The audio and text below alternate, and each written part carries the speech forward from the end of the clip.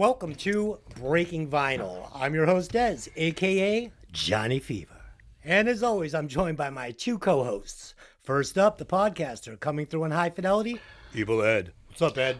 Hey, Desi, how you doing? Good. And last but not least, the podcaster playing the deep cuts, B-Side Dave. What's up, Dave?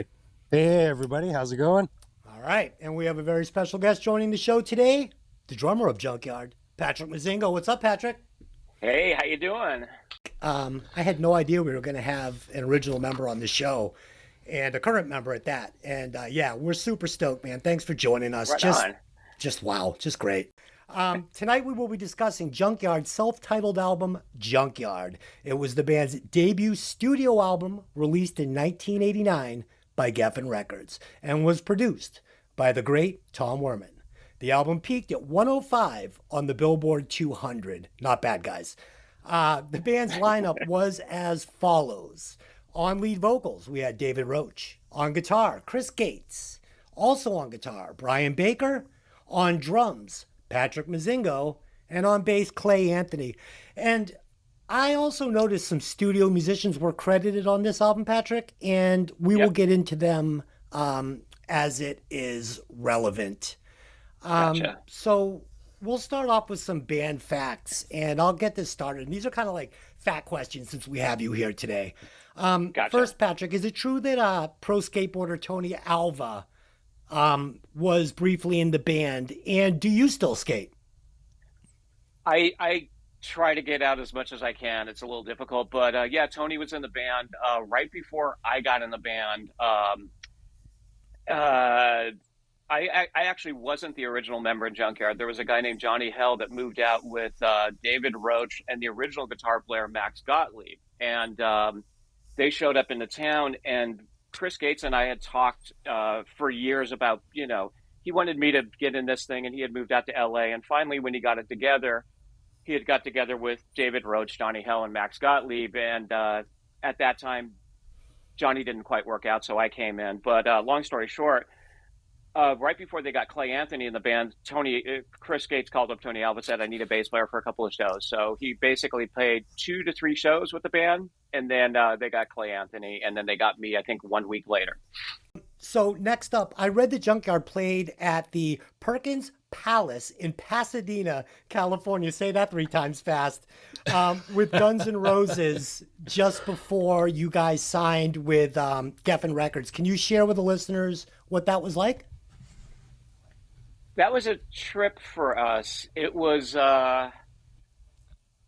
we were doing a lot of meetings with Geffen. Of course, we knew all the guys in Guns N' Roses, and it was a slew of shows that they had at Perkins Palace. And I think we were on night 3. Night 1 was like TSOL. Night 2 was, LA Guns or Love Hate, somebody like that. But for us, it was Cool. It was the biggest show that we had played for the time. And it was a trip, and then we walk in, and I see Steven Adler in a cast, which was kind of funny. Oh, shit. That's cool as hell. Dave, do you have any facts or questions you'd like to ask Patrick? Sure. Yeah, I couldn't really dig up much dirt on the album or anything. But you guys are originally from Texas and you moved to LA, is that right? Chris Gates and David Roach, originally from Austin. And then when you go back to that lineup, the first album lineup, Brian Baker from DC, and then myself and Clay Anthony representing, I guess, Southern California. Cool. Well, there you go. Yeah, that's great. How did Tom Werman wind up producing the album? Well, why not? I mean, he did Cheap Trick. Right. Good answer. And what do you got for questions for Patrick on this? How you doing, Patrick? Great to meet you. Yeah, like Dave, I there's no real dirt, which is, I guess, a good thing because the internet is full of dirt. Yeah. But what I'd love to know, because I really, really enjoyed your playing on this, who's your influence? Yeah, good question, Ed. God, I don't even know, really. During that, because I grew up mainly a jazz drummer starting off, and starting off in 1980 as a beginning jazz drummer, marching band drummer, lent itself into playing fast as hell hardcore punk rock. So that led me into the beginning of my career playing in a lot of punk rock bands. And by the time I got in Junkyard, it was one of those, I was playing punk rock for so long, and Tom Werman actually kind of reeled me in, and he's like, yeah, make it tasty. When you're going to make it tasty, make it count. And we're going to throw shakers in, so don't worry about it. But influence-wise, for me, influence-wise, Chuck Biscuits, who was in Danzig, but for me, it was the Chuck Biscuits from DOA and the Circle Jerks and Black Flag. Chuck Biscuits, Buddy Rich.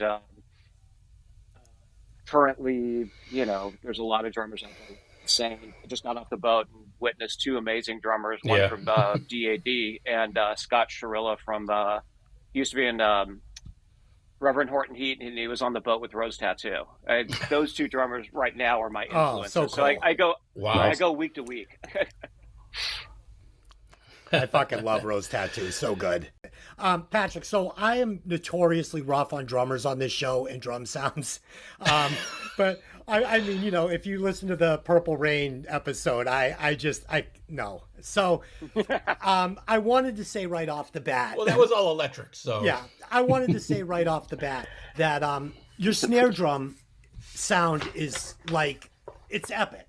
On the whole album, it's fucking epic. The way your drums were produced are very crisp and clean, and they cut through the mix, which I appreciate, because you want to build an album on top of good drums with good sounds. If you don't, you're fucked right from the beginning. Foundation, man. Foundation. Yeah, so I wanted to say, man, I really appreciated your playing, and I even more so appreciated the production of your drums. And we'll get into your snare setup later. I've been told to ask you about it, so yeah. So let's get into some opening thoughts before we break it down, some memories of the album. So Patrick, I'll start with you. Patrick, what are your memories of this first Junkyard album? And secondly, is it your favorite Junkyard album? Because as we know, 6s, 7s, and 9s was a fucking slick as fuck too. So yeah. Yeah, that is this my favorite Junkyard album? It ranks up there. I give it a 6 or a 7 or a 9, but no, it's not. Nice. Let's see what you did there. I saw. Nicely done. No, I mean, granted, I guess I'm a little. I guess it's a romantic thing to think about this album, given that it's going to be 34 years old tomorrow. Recording it, right? That's crazy. For all of us. Yeah, recording it for all of us. I think it was the first time all of us had ever been in a major studio with deadlines. We'd ever, we were in the studio that was, I think Tom Werman had said to me, or it was Dwayne Barron, as I was just getting rough sounds, and it took a day to get drum sounds. And he looks over at me and goes, "Don't worry about it. It's only like $3,000 or $4,000 a day." And I was like, for drum sounds, this costs $3,000 or $4,000. He goes, "Well, you also have to factor in, our fee and all this." All of a sudden, my head kind of spun, and I went out and got drunk that night. So, oh shit! Oh yeah, all right. It was interesting. The very next day when we went in, it was 2 weeks worth of work. It was kind of a boot camp for me. And I had really the best teachers in the world with Tom Werman and Dwayne Barron especially. I mean, Dwayne Barron was really key in a lot of the drum sounds for this record and my playing, really. And how long did it take to record the entire album? 3 months. So you got 3 months, but Van Halen got 13 days to do Van Halen. Congratulations. Now, 3 months for the first Junkyard record. The latest Junkyard record that we did in 2017, High Water, separate times, but I think 4 days. So. Oh, wow. Okay. So different times, different budgets. Technology made life easier too. Yeah. Right. Big Okay, time. so I will give you my opening thoughts on this album. In 1989, I had just moved back from San Francisco. I was living down on 6th and Mission, working on 8th Street, young punk. And I moved to the East Village in New York, and I was spending most of my time at the Scrap Bar at nights. And that's where I heard this album for the first time. And it was a buzz, man. Everybody was talking about it. I mean, Axl was wearing your shirts. Everyone was wearing these Junkyard shirts. You guys were different. You were just a bunch of regular dudes playing rock and roll in like motorcycle boots and just, fuck this, what was going on at the time. And it was fucking great. And that's where I had heard it for the first time. And it's been like one of my favorite bands ever since. The album, like listening to it for this podcast, just driving to work this week every day, I was fucking screaming these songs out and I was getting fired up in traffic. So yeah, it still hits hard for me. Nice. So, Dave, what are your opening thoughts on this album? Yeah, I've listened to this many, many times. Saw the Hollywood video on MTV. That's that was my introduction to the band. It was the perfect age to be kind of captured by the album. I was 14 years old. I had to go out and get it on cassette. I won with points at a Jersey Shore arcade in Keansburg, New Jersey. I love the story of winning it like at a throwing darts at balloons at a fucking fair or whatever it is. An arcade. That was man, such a thing though back then. It totally was. Ed, so you're new to coming to this album, if I'm not mistaken. You would be correct. I can't believe that. With as much play as it got on MTV, Simple Man and Hollywood, I can't believe you never heard this. I've heard of the band. I can. It's an album I never heard before until you suggested it, and you know what? Hearing it the first time, I was like, all right, definitely that 1989 LA sound. But the more I listened to it, the more I was just like, oh man, I totally dig the grooves, the vibe of it. Especially just the bluesy rock. The Texas totally comes out on a couple tunes, and I really appreciated that because it felt like I guess kind of like a ZZ Top on steroids. Oh, dude, you fucking nailed it. I had that in my notes, especially on Texas. You're going to get these ZZ Top, dialed back guitar sounds. And yeah, you hear the Southern flair on this album. But I'm so glad I discovered this album. There's a couple tracks that I've already added to just my random playlist for when I'm driving around or doing, that I have music going because I really enjoyed the songs. Yeah. But, with you saying that kind of like 90 or, late 80s LA band sound, this album doesn't sound like, LA Guns' first album or really any of those LA bands to me. It was dialed back more. You got the slide guitars, you got the pianos, you've got the really gritty rock and roll sound. It was dialed back for me and a little more traditional sounding than some of these other bands.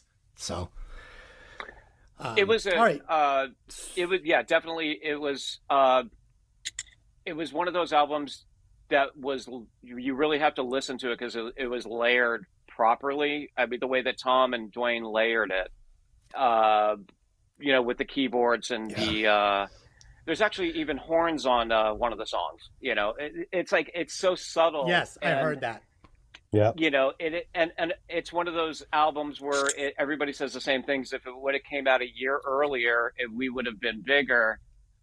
Yes. I think when it came out, a lot of people's attention were not to detail. It was just, let me hear 3 minutes of blah, blah, blah, blah, blah. But when you sit down and actually listen to this record, each part is so complex. I mean, it's a really well put together record. And I mean, sequence wise, because we had just played this album in its entirety for 7 or 8 shows in a row. Sequence wise, it's awkward to play live, but it makes sense on vinyl, or when it makes when you got to flip side 1 and side 2. Right.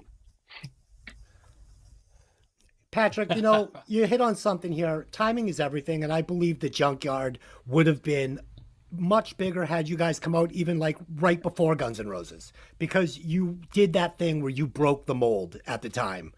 And one thing I think you have to take away though is Junkyard is a band that big bands love. Like you're a Yeah. favorite of bands like Guns N' Roses, and these guys. You're rock stars band's band, which is very cool.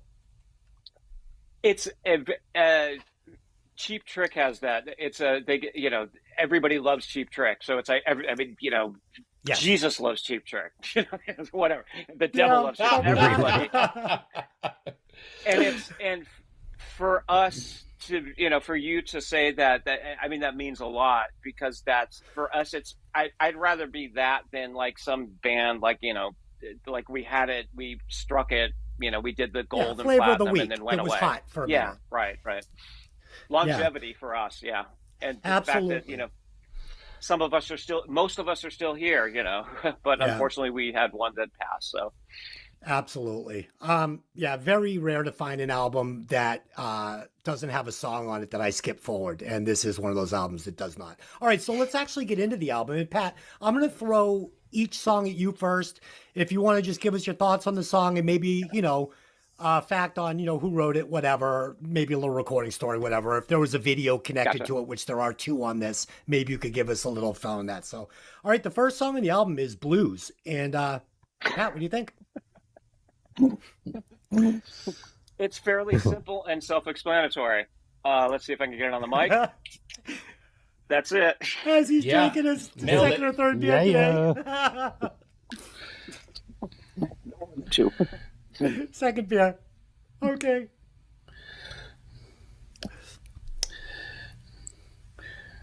So that's your opening thought? I'll take it.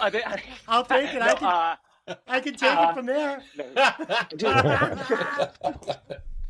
It's fine. This was the first song we actually went in and tracked. When we went in with Tom, it took a couple of days, and mainly to get our headphones sorted out and sound and everything. And by the time we were done tracking this, it was only myself and Chris Gates playing the basic parts. Everybody else went home, so it was just guitar and drums, which lends the whole album is Chris Gates and Brian Baker's right hand, their picking style. And so that's where my drums really go along with this. And it was my first time actually hearing the song without loud amplifiers everywhere. Oh, really? Yeah. Yeah, that's really weird because, all right, so on this song right off the bat, David Roach delivers a raw story coupled with a nice play on words and a gritty vocal. And this is a theme that's going to repeat itself again and again on this album. This, amazing storytelling, these really easy to hear vocal tracks, and these play on words like blues, booze. And we're going to get this a bunch on this album. And in my opinion, that's what makes it such a special album. And so with this, I love the drums on this and the arrangements. And I specifically love these like stop fills you're doing at the beginnings and ends of the bridges and choruses where it stops and you're going to fucking blah, blah, blah, blah. And it really punches everything in and out on this album for me. And it leads me to believe that you had a big part in arranging these songs, but it sounds like maybe not. This one in particular, yes. Blues, and one that we'll get to in a couple of songs down the road, Can't Hold Back, where there's a lot of stop starts, like when you're referencing that bridge part. That's actually myself and Chris, we came up with that, and I want to say that we ripped it off from a Necros song. So we actually reached deep into our punk rock past and said, we're like, I was like, what if we went and slowed it down? Like, hey, we're stoners. We're not playing a million miles an hour. And it worked. Yeah, no doubt. I loved it. And Patrick, can you elaborate on Dwayne Rowland's guitar contribution on this track? And was he a studio musician or a friend of yours? Dwayne Rowland from Molly Hatchet. Yes, correct. Came in just to do punch-up guitars. A couple of rhythm flourishes here and there. Nothing. Just backing up, making it a little more thicker, adding a third guitar, kind of a different third guitar picking style. And plus, it was Tom Mormon's friend that was in Okay, town. great. Perfect. That's how you get those jobs. Dave, what are your thoughts on blues? Yep, perfect opener. I like the guitars pan left and right. Makes everything nice and easy to hear. So you can hear all the instruments. I love when the guitar solo starts and he kicks in with that "start drinking." Yeah. Cool breakdown. Lyrics certainly paint a picture. The guitar solo, the back and forth between Chris and Brian is phenomenal. And then it goes into the breakdown, which, as much as a drummer, I love breakdowns. This specific breakdown, I want to murder David Roach every time we do it, because I don't know how long it's going to last. There's been times where it's lasted for 2 weeks, and then sometimes where it's lasted for 30 seconds. But Patrick, what I also written in my notes with this has to be a highlight of the show, because everybody knows this breakdown and everybody's drinking at the club. So, I mean, come on.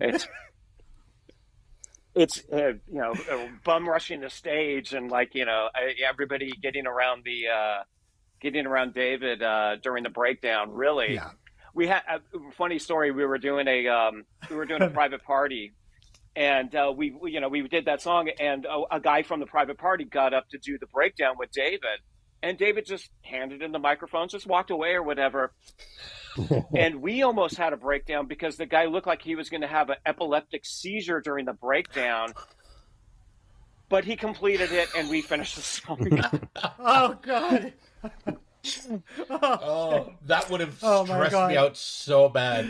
I don't like when singers just hand away the microphone as the band. You're like, oh, my God. Don't do it. Ed, what are your thoughts on blues? So, you know what? Like I said, hearing this for the first time this past week has been great. Love this song. Great opening song. The opening riff just grabs you right away. I think the transition to the chorus is fantastic. I'm big with the drums kind of issuing the cues during a song. I think it just adds so much versatility, especially live, because we all know singers like to kind of veer off the road a little bit, and it's the drummer's job to kind of keep everything in line. And okay, now we're coming back. Here's a little cue, and I just love it.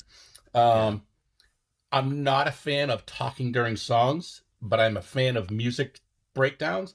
But this song, I think it works. It's one of the few times that I listened to it and I went, you know what? This doesn't bother me. I really enjoyed it.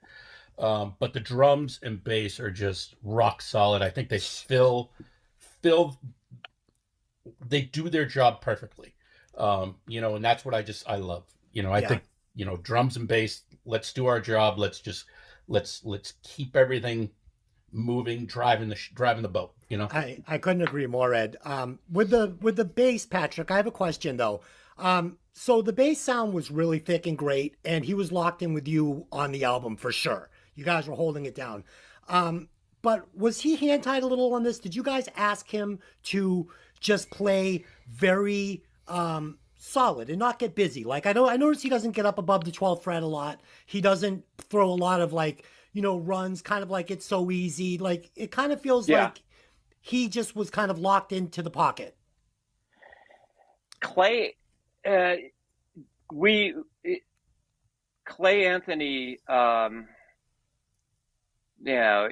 he was originally a guitar player. He was not a bass player for Junkyard. Okay. And right. I mean, I should say he was originally a guitar player, but Junkyard needed a bass player, and he's like, I know how to play bass, friend of a friend, and he got in. I had never met him before, and from the moment we started playing, we locked in. We were brothers. We were very tight, and nice. And so when we were doing we started doing the pre-production with Tom for this album, and Tom had not known that I had worked with a click track before. He thought that I was just a drummer that, every other drummer, never have been in the studio limit, here and there. And I'm like, no, Right. I like to play with the click track. I like, if anything, I rely on the click track. And so Clay and myself, once I got the click I track love you going so with much me more. and Clay, it was beautiful. There's no edits. There's hardly, I think there's a few drum edits here and there. I think when they mixed the album, their claim to fame is they only had to use 5 razor blades on edits, and that was not for drums Oh or shit. bass. So it was Nice. it was a rhythm section. We were tight. I mean, we worked our ass Yeah. off. We also came from the same background of like a little bit on the the illegal substance situations. So we were both kind of on the same level on that too. Yeah. Yeah, no, that wasn't a knock. That was just an observation. That's all. No, yeah. But I feel like they played to the song. Agreed. Totally. Like sometimes as a bass player, you want to kind of just keep it mellow, chill, and solid backbone. But then there are other tracks where I'm like, oh my God, this is such a great active bass line. Yeah. I just really think that that's key, that you play to the song. You don't play to show off, in my opinion. Yeah, no, and on this album, I mean, knowing that he played with a click now and there weren't a lot of dubs-ins, I mean, it explains why the rhythm section stands out on this album and drives it, honestly. Absolutely. Okay, so next song is Hot Rod. And Pat, what are your memories of Hot Rod? I love this song. This song has horns. Oh, me too. It has horns. It does. On the drive part,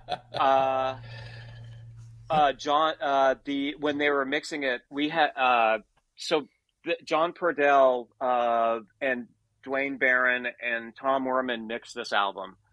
Unfortunately, John Purdell passed a while ago, but John and Dwayne and Tom worked together and did a lot of great albums. John came in and did a lot of punch up. He did a lot of backup vocals, keyboards when needed, when Al Cooper didn't, we only had Al for a day, but John also worked with Tom Kelly and Bob Carlyle on the True Colors single for Cyndi Lauper. So all of a sudden we had this asset, and that we used him on this song.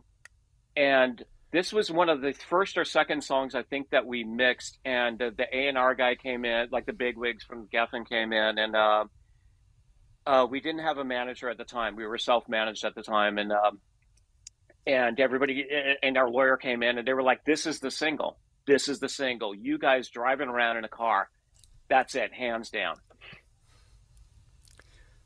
Yeah. Sure. So good. Okay. but this song for me, this song in Texas has the swing, and it's the swing. It's the swing type of songs that also lend it to the blues type of swing. It may be 4 on the floor, but still has a swing. Yeah, I like the swing. This is the jazz influence coming out. So you get that sort of feel. And my question was answered whether it was horns or synth going on in during the chorus. You couldn't quite tell which one of those it was. But yeah, it's a great song. I like the stop that they do towards the end of the song. In the middle of the choruses, to sort of keep it fresh, and it's not just going on and on. Yeah, so Patrick, he just noticed, the horns, was wondering if it was a real horn section or a synth. Metallica was in the main room doing the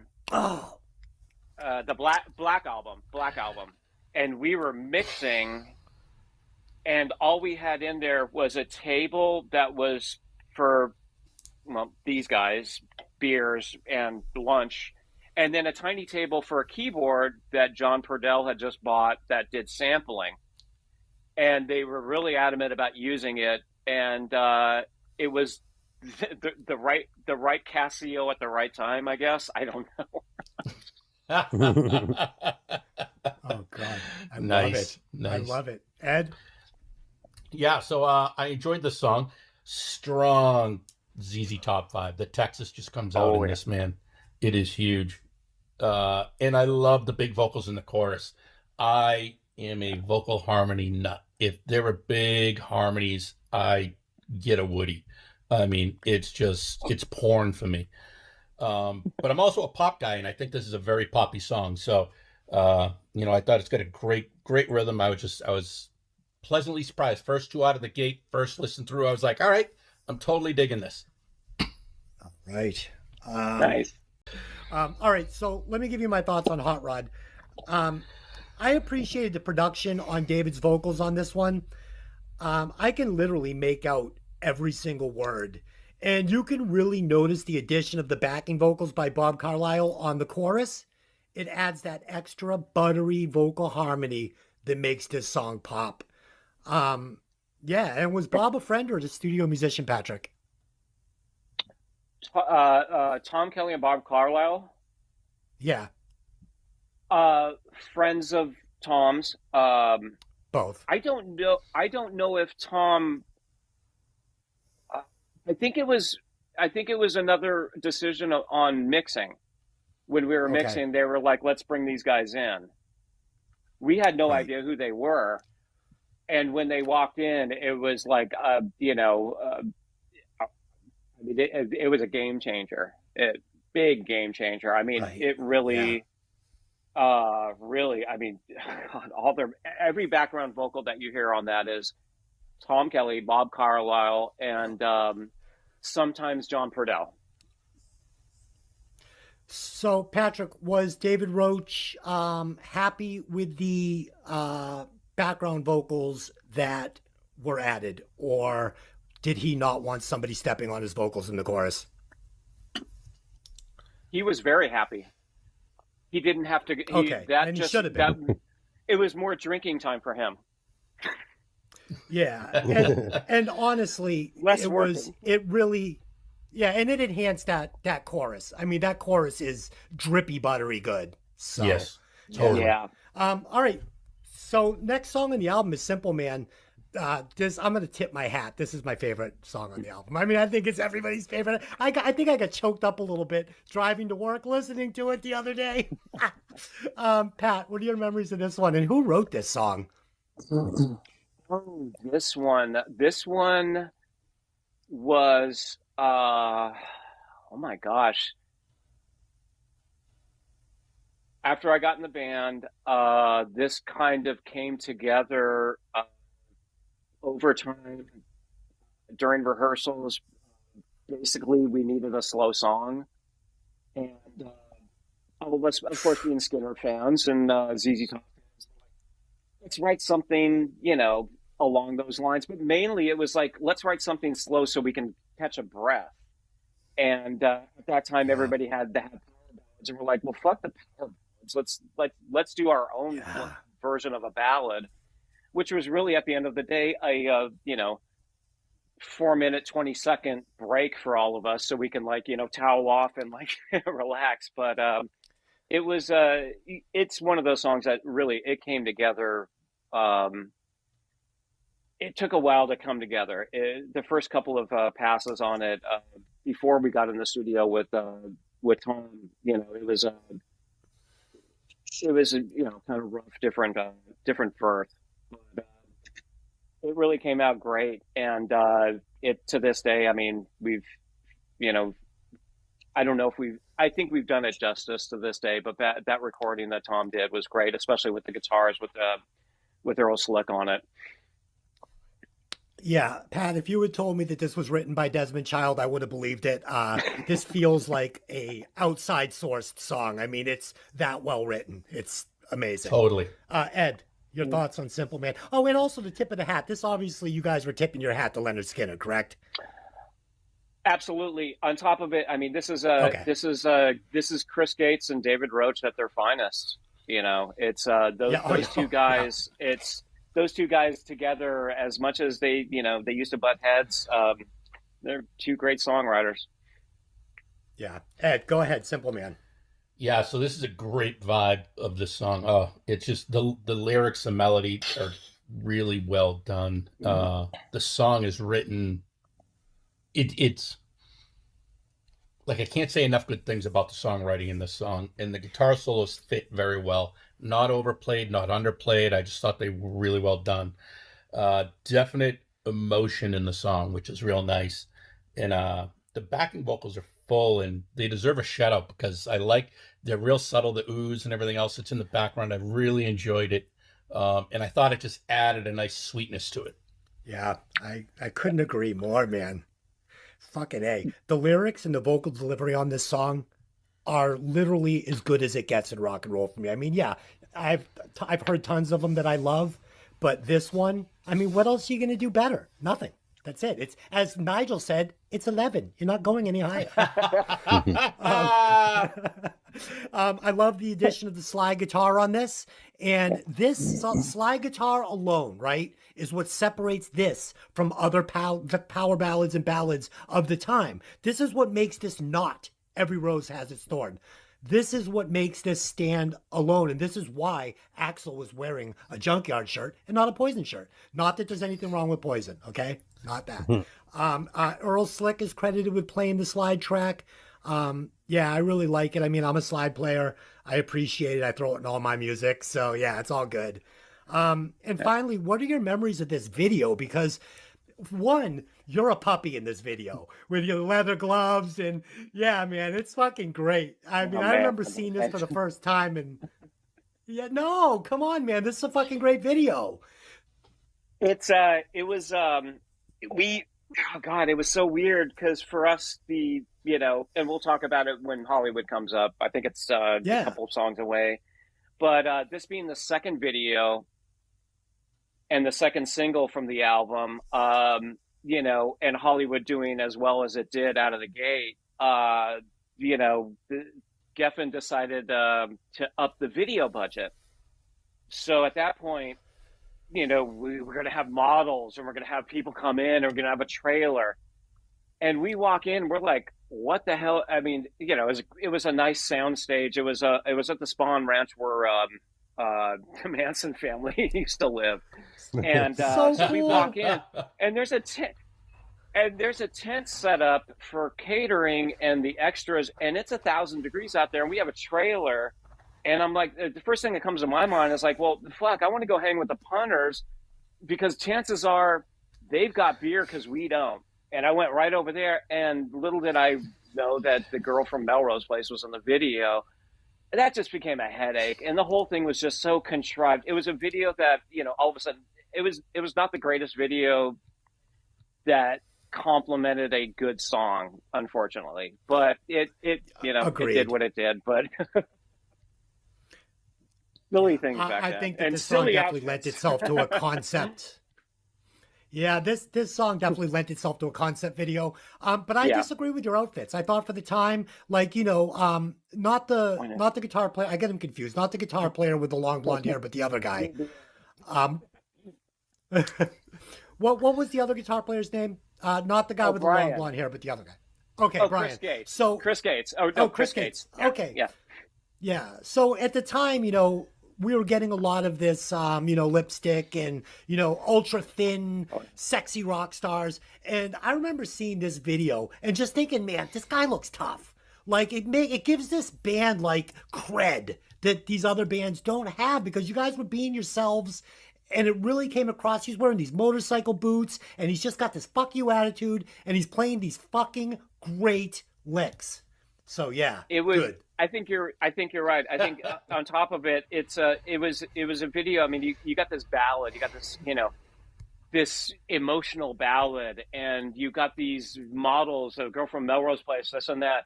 And then all of a sudden it pans to this guy who's in who looks like he should be from Zodiac Mind Warp. And he's big guy playing guitar. And the cool thing about it is it's an emotional song. You got this guy that looks like he's going to kill you, but he's going to hug you before he kills you.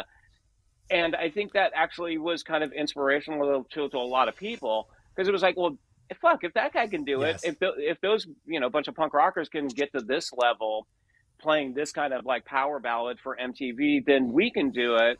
So I hope in some way, the weird, street punk rock,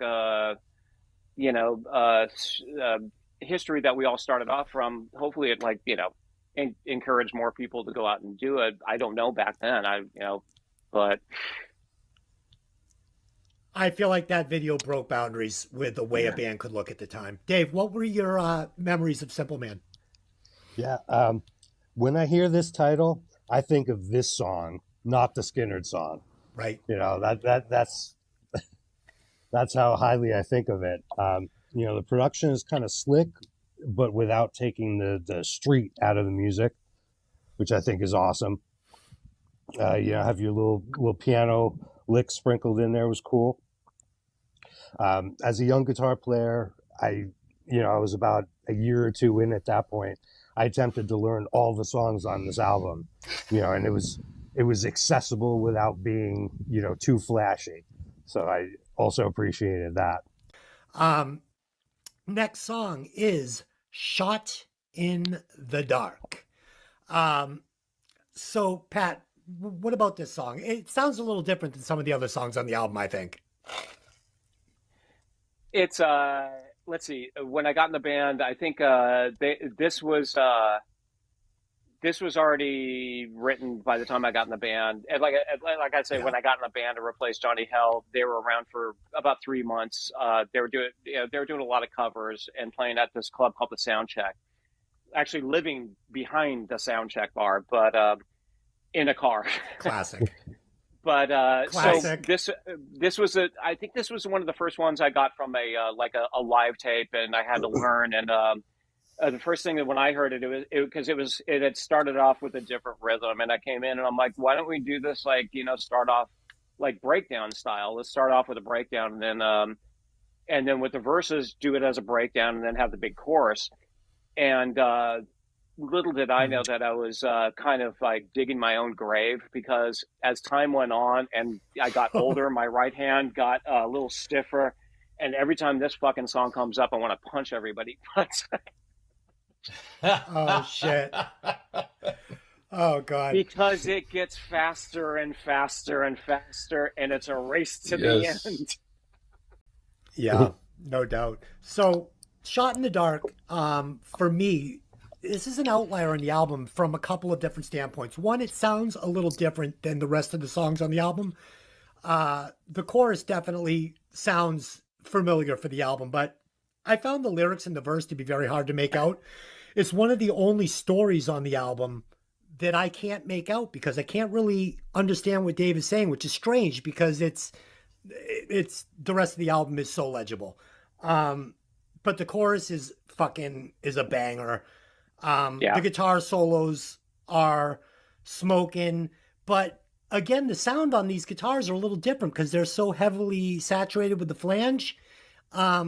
It kind of just broke away from that classic rock guitar sound that you guys had on the rest of the album, but I still love the song. So yeah, that's kind of my thoughts on that.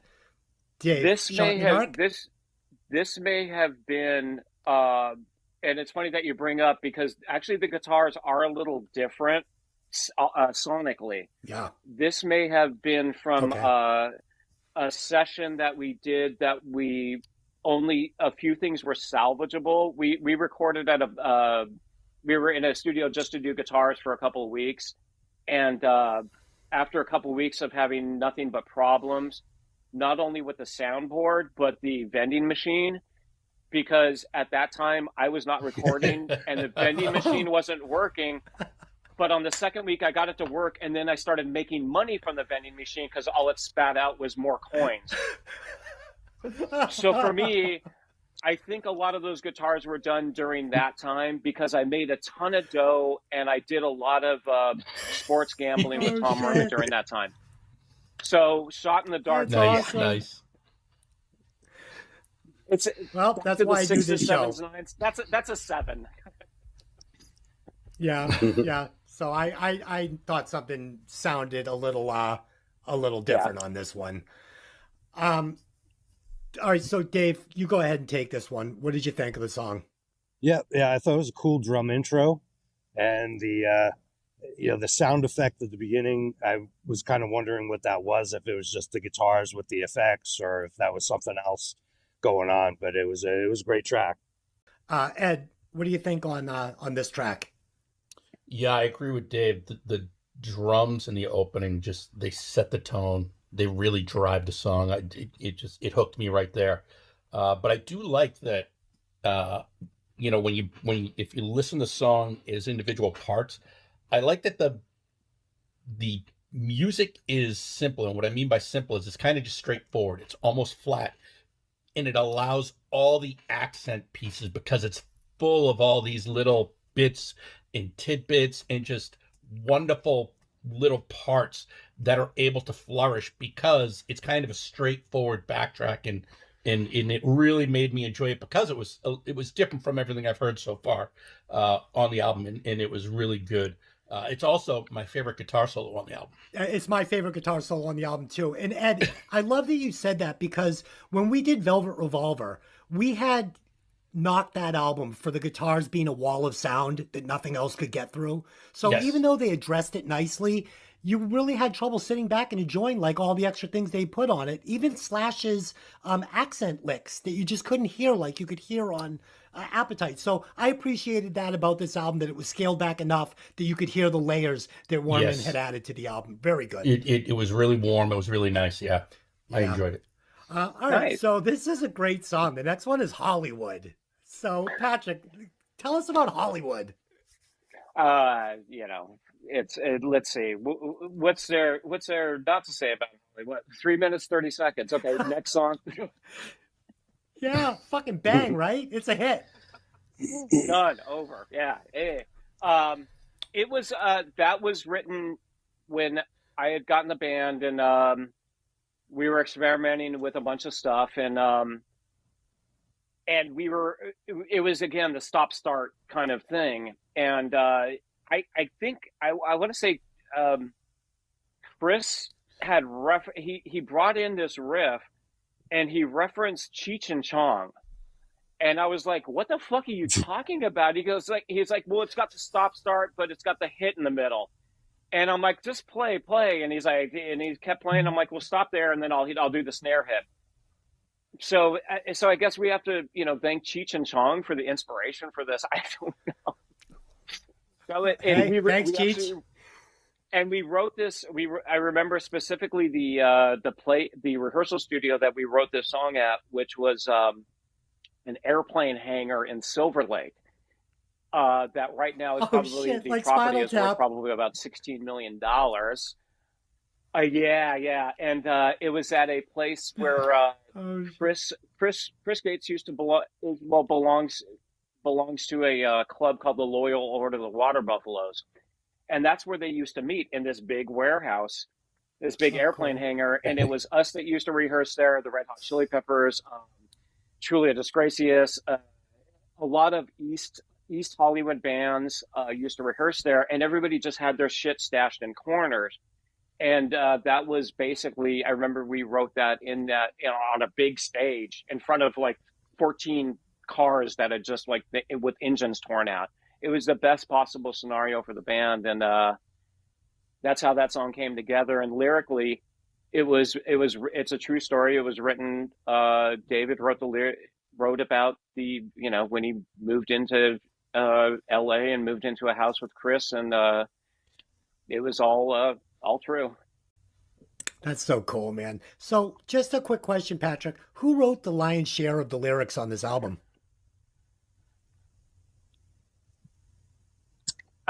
70% David, 30% Chris, and that can fluctuate depending upon the song. But it's a Gates Roach album, lyrically. I always, and these guys know on this show that I'm a stickler for lyrics that are set in reality instead of fantasy. I mean, I do like when guys write about fictitious situations, but for me, it always hits harder if it's a true story, especially in a song like Hollywood. Dave, why don't you tell Patrick firsthand what you think of the song Hollywood? All right. Well, this was my entry into the band, from the video, obviously. I liked this song, and this, sort of inspired me to get the record. Um, I like how the percussion with the shakers and tambourines sort of move the song along, add some movement, and yeah, very cool. Yeah, I totally agree. Ed. Yeah, so the way the song opens up, I just love it. It's got this huge Queen vibe for me. Like I hear it and I'm like, whoa! I thought it was a great departure from the blues rock that's kind of set the tone of the album, and it's like the album's now taking a little turn that I actually really enjoyed. The hook in the chorus is just amazing. Really gets my blood pumping. I'm going to go ahead and just jump on what Dave said with this.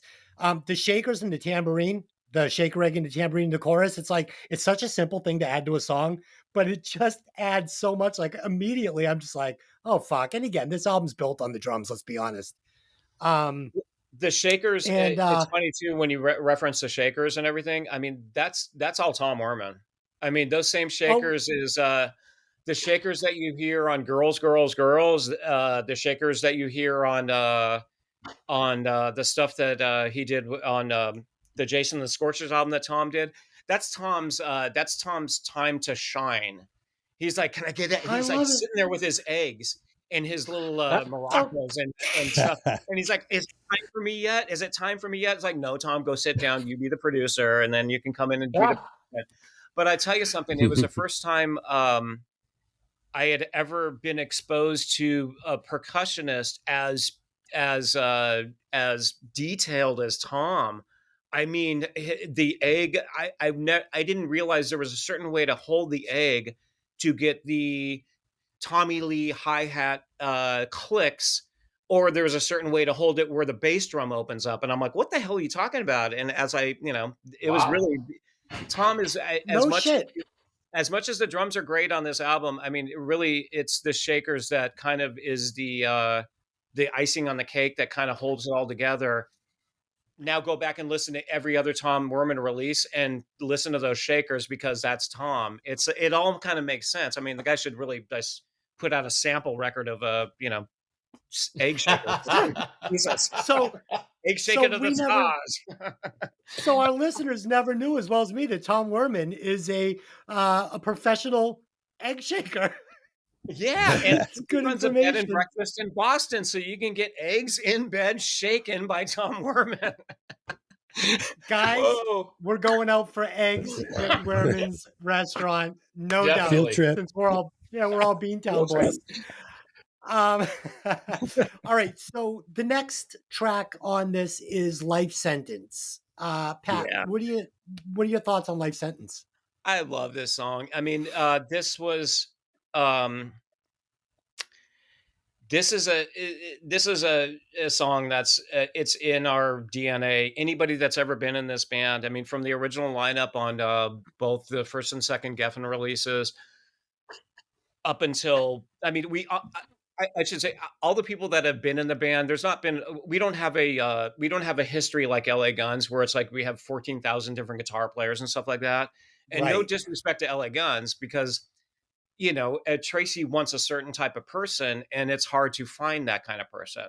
For us, we really reached from our own history. So the current lineup in Junkyard has so much to do with this original lineup, because everybody in the band now was involved with us back then. They were all of our friends. So, we hire from within, and nepotism. I don't know, what do you want to call it? But for Life Sentence, I mean, it's a growing nepotism. It's but for Life Sentence, I mean, that's usually our first song at rehearsal when we haven't got, I mean, because we don't really rehearse unless we have a show, but it's the first song on the set. It's that, I wish we were young enough to do it. It's that first rail that you can snort. Right. Oh man, it's been a while. I can't do it anymore because we'll all die. Yeah, Patrick, I'm 8 years sober, so my last first rail was a while ago. But I'll tell you, I miss it. I miss it sometimes. It's you put on Life Sentence, and then wham, and you're off and you're running and you're off to the races. And it's a good way. it's a good Oh, strong cup of coffee. yeah, I'll bet. I bet. I love it. Ed, Life Sentence. What'd you think of this track? Again, it's like this, the way the album's grouped to me, this song just fits for me. Moves right out of the gate, and I really like that. The hook's good, the music's real good, it's clean. I honestly, I enjoy the departure from kind of the bluesy rock stuff that's on this album, and this just fit right into that slot, and I enjoyed it a lot. Yeah. Um, yeah, on this song, what stood out for me on Life Sentence was the section right before the guitar solo, Patrick. Uh-huh. Um, yeah, it adds like another layer to the song. Almost like, I don't know if I want to call it a key change, but it's like it's its own section, you know? Yeah, yeah. And you guys did this a lot on the album with these elaborate bridges and breakdowns, like in Hands Off and Blues. And it made the songs not sound stale, like produced like, okay, we're going to do intro, bridge, verse, chorus, solo, bridge, verse. You know what I mean? Like Yeah, adding these it little, was not formulary at all for us. It was I mean, for the most part, I mean, it was it goes back to Chris Gates and his weird Texas style rhythm, right-handed songwriting where, certain things would have longer verses or longer choruses when not yeah, expected. It was, and again, it all goes back to punk rock. It's, yeah, that same ideology when songwriting. It's the, we're going to hammer this and we're going to shorten this. It's like, no, you got to, you got to explode the money chorus. It's like, oh, fuck the money chorus. We want to, yeah, we got to hammer out we got to explain the song before we get to the payoff. yeah. And you guys had kind of invented the, if you want to call it a bridge verse mashup, it's like Yeah. kind of a verse. Yes. Which I loved. I thought that was so fucking cool. I mean, We do a as a lot of young that. songwriter, yeah, that was stuff that I tried to put in my own music from time to time. Cool. Dave, Life Sentence? Yeah, yeah, I got a real Motorhead vibe from this one. You know, a little slower than they might have played it, but solid rock and roll. Yeah. Cool breakdown. And there's this guitar run at the end that was very impressive also. Yeah. Really, Right at the end of the song. really good. So the seventh song on the album is called Long Way Home. Pat, Long Way Home. What do you think of this one? This one really, this one unfortunately has to go back to a quick, probably 15-second story to the first time where I met Chris Gates.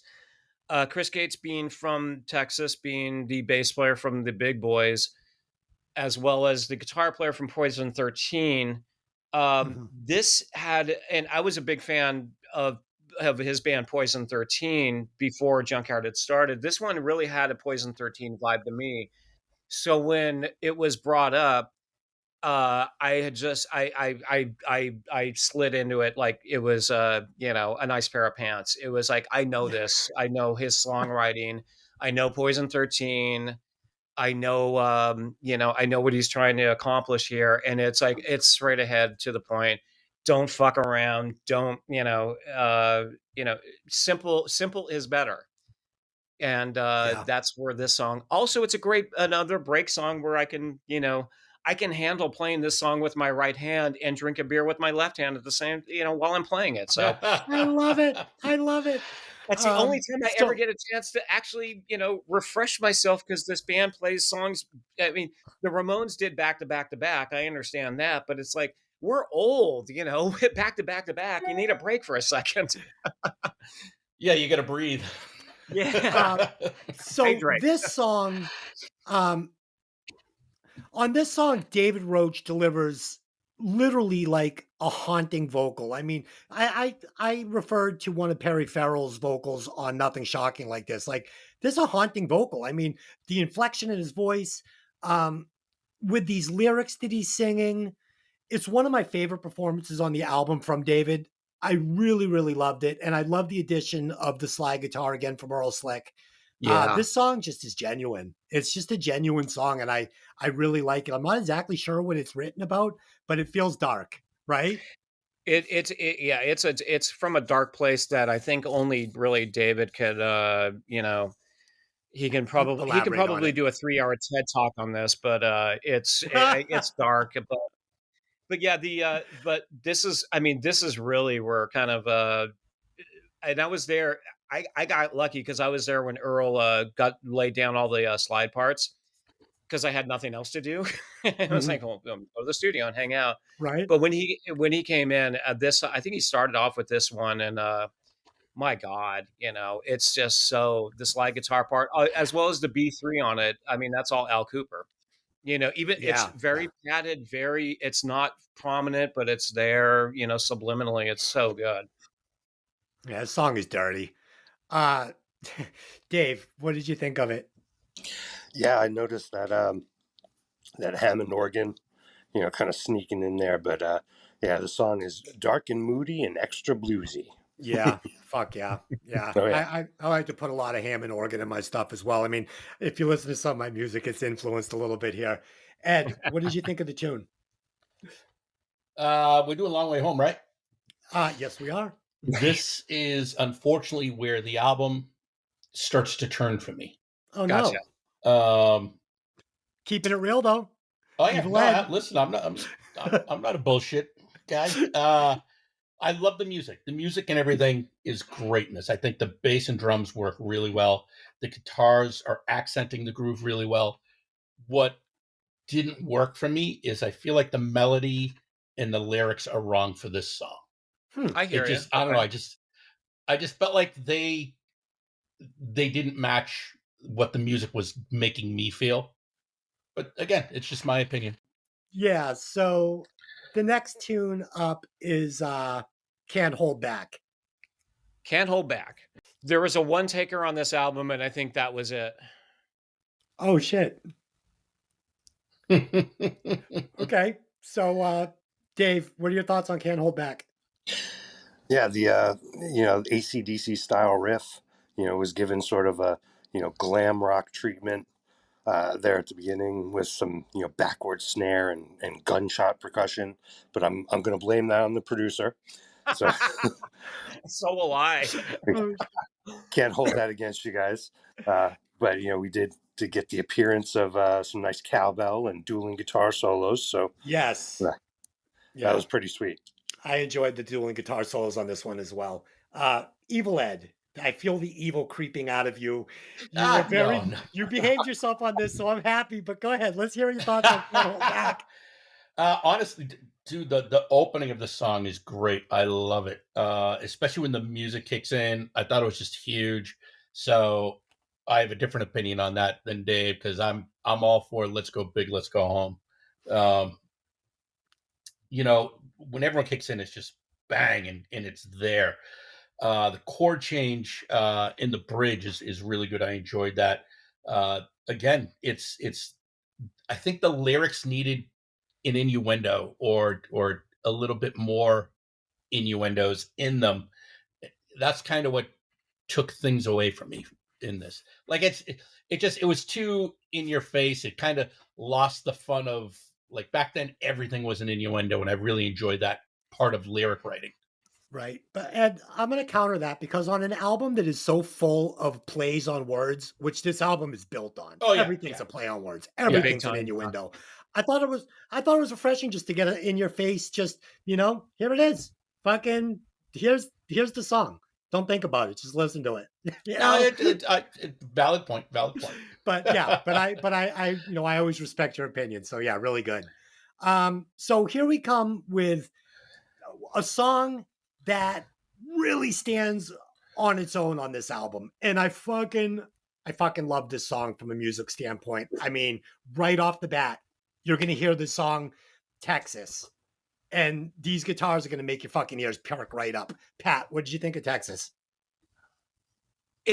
For me, it's a breakdown with the guitar right before, I believe, the solo. The intro is, you're hooked from the get. You're either hooked from the get go, or you fucking shut the album off. If you're not hooked from that get go, you're not gonna like it. But yeah, that breakdown the weird breakdown going into that solo and then going into another breakdown. It's I mean, for all intents and purposes, it's tush.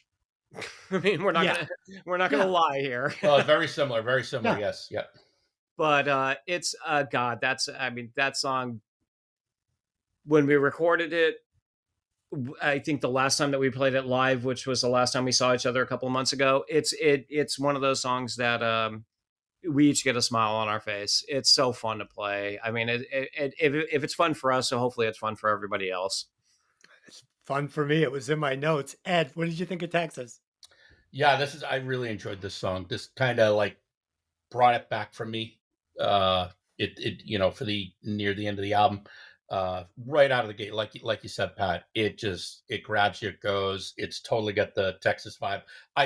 You hear this and you want to get on a plane and go to Texas and hope that this is what you're experiencing. Get some chili, fuck yeah. The groove is just so good, so good. But again, just a pet peeve. I'm like, yeah, it was Texas ass was just too simple for my liking. I wish he used a different word for ass or to describe the ass. Makes sense, yeah. I mean, listen, there's a million words for ass. Right. Yeah. But it's fantastic song. I really like this song. So in Texas, I love the ZZ Top feel, like you said, right off the bat. And what I really loved about this song, because as a songwriter and a guitar player, I strive for these 70 guitar sounds. I just love them. I love being able to hear the notes. I love the guitar sounds on this scaled back guitar sound. So immediately perked my ears up. And the references to Texas, it's just a nice tip of the hat to David Roach's home state. It's a lot of fun, and I'm sure that it goes a long way with the Junkyard fans. So I really enjoyed this a lot. Dave, what'd you think of Texas? Yeah, we're continuing the tour from Hollywood all the way to Texas.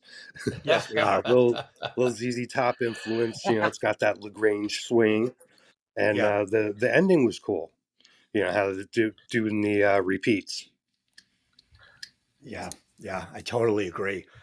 So we have made it to the final song on the album, which, I mean, oh fuck, I just don't know. Is this my favorite song on the album? I know it's not the best song on the album, but I'll tell you this. Oh, it does. It is fucking so good. Oh, so I think we have to start with the snare sound. Patrick, I know I'm taking hold of this. I'm not giving you first shot at it, but I have to because I'm passionate about this song. Uh-huh. So we have to start with the snare sound. It's brilliant. And the reason I think it's brilliant is because it's not what I would expect on this song. I would expect a very scaled back, like Rolling Stone snare, but you went the opposite direction. You said, I'm going to fucking punch this snare up to 11 on this ballad. And it works. If it doesn't work. What were you using? What was the snare setup for this? I was using Tom Werman. I was using him and using his knowledge. And I would, my initial thought was, this song lends itself to, not loud drums. It's a waltz. Let's fuck that up. Yeah. And so that was intentional. It's a waltz. Let's do it. Let's fuck it up. So. Okay. So genius move. Like I said, I wrote it down. It was either going to work for you or it was going to ruin the song. And in my opinion, it worked really, really well. And then the breakdown. So let's get to this breakdown. This is an iconic, like almost at this point, like it's like a pop culture breakdown. Ed doesn't like it, but here's what I'm going to tell you. So I speak from experience, and I know that you're all going to agree. We have all been in a relationship with that girl that you loved her. She just could do no wrong. And then you guys break up for 4 days in the middle of the summer because and she's like, well, I didn't fuck him, but I sucked his dick. You're like, you fucking whore. You whore. Right. So I fucking love this breakdown. I love the breakdown. I love the honesty in this. And I also love the little guitar, the little piano track we get from Al Cooper here. It Yeah. is just great. And this is how you're gonna want to end an epic album. You're gonna want to end an epic album with a song that leaves you wanting more. And fuck if you guys didn't deliver on 6, 7s, and 9s, but that is an album for another show, hopefully. Pat, what do you remember about the creation of Hands Off? Hands Off was a song that another song that when I got in the band, they had already played that live and I had already heard it. And the when I heard it, I was like, right off the bat, I'm like, this is I'm like a waltz. Oh no, a rock and roll band in 1987 doing a waltz. This is fantastic because I know how to play this. I'm like, okay, it's in 3/4. There we go. And so when I got into play it with a band, I don't, we never edited anything. So what you're hearing is the song in its original form and lyrically in its original form. There was nothing that was ever changed. The label did not ask us to change anything, mostly because they knew that it was not going to be a single. So they kind of didn't care. Right. They were just like, and at that point it was like, oh, it's not one of those words that the PMRC care about. So we got under the radar on that. But that being said, it's a cult classic that one of these days we'd love to do a video for this. Well, I don't know if we can, but we'll see. Patrick, you nailed it. This is a cult classic song. Yeah. Like it's funny because not being a hit or a song that was made a video for, this is one of your most popular songs off any of your albums. And I think it's from that fucking breakdown. Just my opinion. Yes. And what are your thoughts of this song? Musically, I love this song. I think the music is just wonderful. It makes me feel everything. It's just so good. The problem is, like I said in the beginning of this podcast, I have an issue when people talk during music. It just very rarely doesn't work, and this just turned me off. Not the lyrics, not anything like that, just the talking. Like if he sang it or something, I probably have a different opinion on it, but it just it wrecked the song for me because musically I think this is just wow. Okay, I love that. I'm glad you stayed true on this. So that's just how I feel, you know? Yeah, I hear you on that. No, totally. Yeah. I'm glad you stayed true to your Evil Ed, because you know what? I'd hate to think that Breaking Vinyl was kissing too much ass on an album. Hell no. People come here to listen to what we thought about the album. And so that's awesome. Dave, what do you think on this final track to close out this record? Yeah, it's a great story song.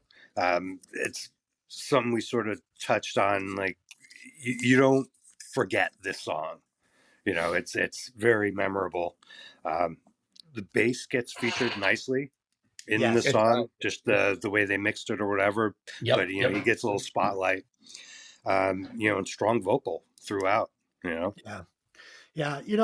Something I want to say about this album, and it's fun. I was actually glad that Ed had never heard it before and he was coming in fresh, because when you grow up on an album, like it becomes a part of who you are. And it's a snapshot of a moment of my life when I was living down in, Greenwich Village, and, that it's a snapshot of that time. So obviously when I listen to this record, it makes me fucking feel good.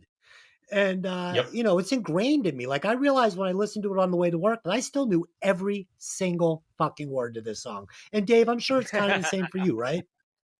Oh yeah. Yeah. So, it was fun that I was able to hear, someone my age's thoughts coming into it fresh. And it sounds like for the most part, it's still held up for you, Ed. So, I really enjoyed it. Like I said, there was very few negatives overall, and musically, like this is just a fantastic album musically from me. I really enjoyed it. But I've never been a real lyric person, so this is where we have a little fun on the show. And Patrick, you're more than welcome to take part in any of these questions if you like, and if you want to pass, I understand. Gotcha. Patrick, what is your favorite track on this album? As much as I hate it, Shot in the Dark. Shot in the Dark. For the Okay, pain and that I had to endure for when I me, recorded it. all right. So if you were just listening to a song, what is your favorite song on this album? Oh. Hands Off. Hands Off. Okay. Yeah. We're close. For me, it's simple, man. And I'll tell you why. I know it's a trope to say that, but it moves me. Like I said, I wiped a little tear away on the way to work the other day, so it's all good. Ed, what's your favorite song on this album? It's Hollywood, but to be honest, it was tough because I think just Blues right out of the gate really just grabbed me.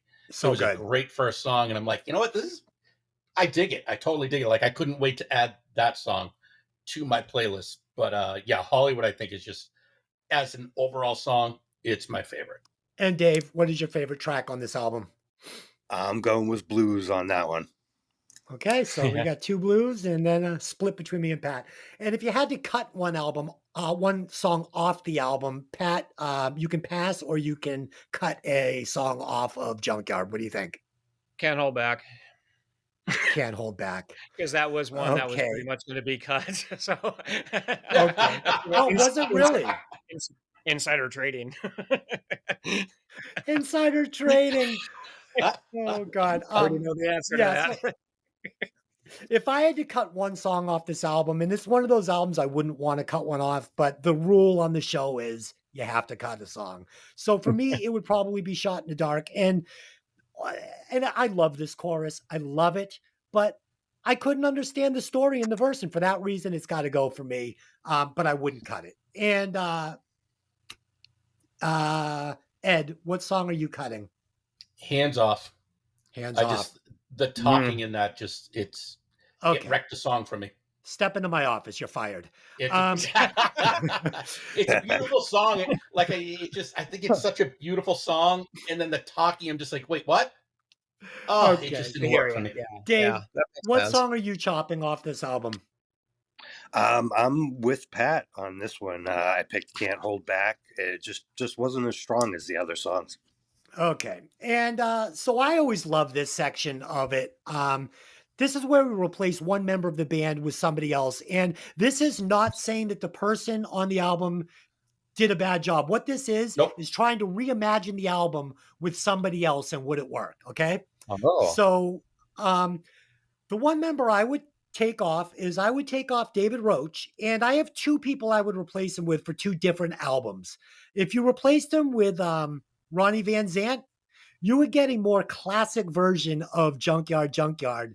And if you wanted to hop this bitch up, you could put on Jason McMasters from Dangerous Toys. He's also from Texas. You would retain that Texas He's David flair. Roach's next door neighbor. Get the fuck out of here. Are you shitting me? Okay. So, yeah, I mean, what do you guys think of those 2 choices? That tracks. That makes sense. I can see that. That is that makes sense. I think Jason McMasters could handle this. Ed, who would you replace and who would get the gig? I would also replace David Roach, but I would replace him with Steven Tyler. I think old Aerosmith Steven Tyler would add a great vibe to the music. Dude, fucking agreed. Can you imagine hearing Nice that album? pick, yeah. Okay. And Dave, who are you taking off the album and replacing them with? We got to get rid of that drummer. Oh shit! Fucking Patrick Muzingo. Just kidding. No, so everybody did a good job all around. Maybe for a little extra guitar sweetening, somebody like Reverend Billy G, get Billy Gibbons in there to Sure, spice it up even more. Nothing wrong with that. And yeah, nothing wrong with that. It would fit, man. That would work. And Patrick, I know this is a hard question to ask an original member, but if you had to, who and who? I would like to replace Tom Mormon. Oh. With Ed Stasium. And then I would like to replace Ed Stasium on the second album with Tom Mormon. Oh, fuck. I love it. That is such a politically correct answer. You know how to play the political game. Oh man, There you you go. There dodged you that. go. You dodged that bullet like fucking Neo in the Matrix. I absolutely loved it. Um, okay, so we're gonna do our final thoughts and our watt score on this, and find out how many watts this album is fucking pushing. So my final thoughts on this is, this is just a completely underrated album in my opinion. I love every single track on it, which is rare. It's full of great lyrics that are full of attitude and heart. It has hooks for days, coupled with great guitar riffs. It's built on an amazing drum track. The band had a different sound, a different look that set them apart from other bands in the 80s. And in my opinion, just like real dudes playing rock and roll with a slight Southern fare. This album is pushing, and Ed, don't stare at me when I say this. This album is pushing 96.7 watts. Oh, Yes. you are No, totally sucking dick. no, I'm not. And No, I'm going to tell you why. ball No, washing. no, Total listen. ball washing. No, listen. It's not ball wash. I'm going to tell you why. Because unlike last week with Van Halen, there's songs like Ice Cream Man and Fire that I just won't listen to. I won't listen to them. I fucking won't. I go past them. There's not a single song on this album that I will go fast forward past. And so it's a 96.7 for me. Fucking eat it. That's the way it You are goes. so ball washing. Okay. And Ed, what are your final thoughts in your watt score? So I thoroughly enjoyed this album, especially I love that I never heard it before. I started listening to this because, it's something that I'm definitely going to keep listening to. But my final score, and I do my watt scores based on the number of tracks that were either, Reality? Yeah. on just song composition, number of hits versus, how songs that I think could be hits, right, depending on if it was just bad timing or stuff like that. And I'm sticking right in my pocket of the majority of watt scores that I've done and giving it a 68.54. Nice. I'll take that from you, Ed, because as you know from our text before the show, I was worried. Dave, what are your final thoughts of Junkyard and your watt score? All right. This is an awesome, solid rock and roll album that is well produced without losing edge.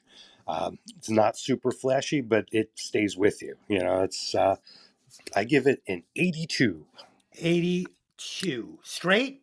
Okay. And Patrick, yep. I would love to let you score it and put it into the mix, but I think that would be unfair to other artists that have been on the show. But what is your watt score anyway? A 34 for 34th anniversary tomorrow. There you go. All right. 34th anniversary. Bravo. All right. Okay. So, Ed, will you please calculate the scores and tell us how many watts Junkyard's debut album, Junkyard, is pushing? All right. Junkyard's debut album is pushing a whopping 82.41 watts. I'll fucking take that. And Dave, where does 82.41 watts land Junkyard on the Breaking Vinyl charts? All right. It has usurped Prince for number 2. Oh, yeah. Narrowly beating out Prince's Purple Rain. New number 2, only under Van Halen. So there you go, Patrick. You can thank me for that, and I'll be expecting a Christmas card. I'll be sending you a case of O'Doul's and some non-cannabis weed. I love it. I love that the man pays attention too. Dave, since you have the next pick, will you tell us what album we will be reviewing next time? Yep, I'm going to go new this time. This is going to be our first new-ish album that we've reviewed, released in 2023. It's Depeche Mode, Memento Mori. Oh, so good. Wow, cool. Awesome. Okay. All right. So first, I'd like to thank Patrick for taking the time to talk to us and break down this amazing album. It was an honor and a pleasure. And of course, Patrick, you are welcome to come back anytime and discuss an album of your choice or 6s, 7s, and 9s, which I will be calling back at some point because I also love that one a lot. Is there anything you'd like to plug today, like Twitter, Anything like that? No, we're good. I mean, you go on Facebook. Just Google search Junkyard or Junkyard Hollywood. You'll find us. But mainly, thank you, Ed. Thank you, Des. And thank you, Dave, for having me on. And this has been a trip. I mean, unfortunately, we've had some technical difficulties, but Yeah. hey, fuck it. It's Saturday. What are you going to do? Yeah. I'd also like to thank Janae Carroll for putting us in touch with Patrick and making this happen. She is an amazing photographer. She shot my band several times. She's so talented, and just thank you so much. She's a wonderful human. I also want love her to death. she's awesome, man. She shot the promo for my wife's book and stuff. She's just great.